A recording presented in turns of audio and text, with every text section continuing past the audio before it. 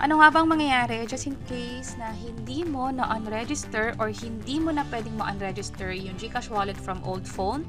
Pwede pa ba itong ma-access or malipat sa another phone? Tara, pag-usapan natin. By the way, kung first time mo sa channel na to and gusto mo pa ng mga online tutorial videos katulad nito, please click the subscribe button. Kung sakaling gusto mong ilipat yung GCash wallet mo to another phone, pwedeng gawin yan kahit hindi mo siya na-unregister dun sa lumang phone. Ang pagdadaanan mo lang ay yung pag-register ng device, selfie, at maghintay ng 4 hours. Katulad nito, na-download ko na yung GCash app sa phone ko, na-enter ko na rin yung phone number.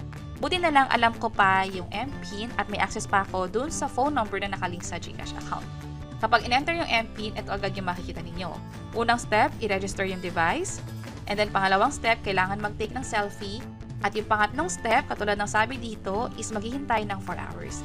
Tandaan na para ma-check ng GCash na kayo nga talaga yung gumagawa ng transaction, magkapadala din sila ng OTP sa phone ninyo. So, yun yung mangyayari kapag hindi nyo na-unregister from old phone yung GCash wallet. So, try natin. I-register ko tong phone na to. Tap ko yung next. And then, mag-selfie tayo. And may nakalagay dito na for your safety, we need to run few more checks to make sure it is you trying to access your account. Yung new phone is ito na. At kailan ka dapat mag-login. It means na after 4 hours, doon mo pwedeng itry ulit yung account na to. And then after 4 hours, i-check mo lang yung GCash wallet mo, mag-login gamit yung MPIN. Pwedeng mag-pop up agad ito after mo mag-login sa GCash. Gusto mo bang i-enable yung biometrics? Ibig sabihin, mag-login gamit yung fingerprint mo.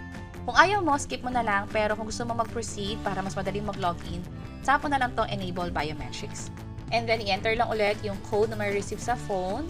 So, natanggap ko na yung OTP, in-enter ko na yung OTP nga dito, tap submit, and all set na. Na-access na yung GCash successfully. Pwede mo na rin magamit iba't ibang mga features dito. Also, ipag-access ng balance mo at yung transactions na din. So, i-recall ko lang na hindi tayo nag-unregister mula sa lumang device.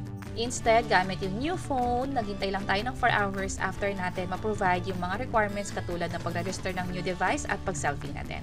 That's it. Sana nakatulong tong video na to. Kung oo, pakiclick ang like button at para sa iba't ibang mga tutorial videos, pwede nyo i-check itong nasa baba. Sana makatulong. See you sa next videos.